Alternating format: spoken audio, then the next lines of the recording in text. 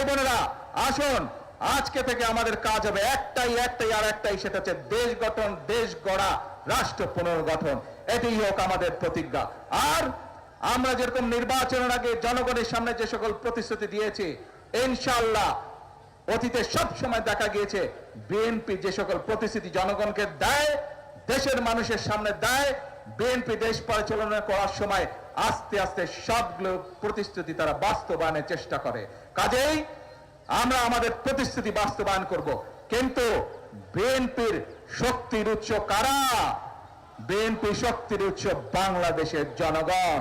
সেজন্যই আমরা বলি, সেজন্যই আমরা যারা বিএনপি করি, সেজন্যই আমরা যারা শহীদ রাষ্ট্রপতি জিয়াউর রহমানের দল করি, দেশনেত্রী খালেদা জিয়ার নেতৃত্বে আমরা দল করেছি, আমরা সকলে বলি জনগণই হচ্ছে আমাদের সকল রাজনৈতিক ক্ষমতার উৎস।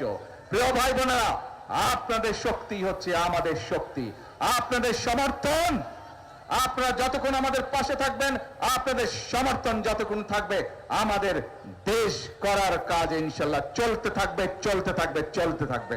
আল্লাহ হাফেজ। বাংলাদেশ জিন্দাবাদ, বাংলাদেশ জাতীয়তাবাদী দল জিন্দাবাদ। আসসালামু আলাইকুম।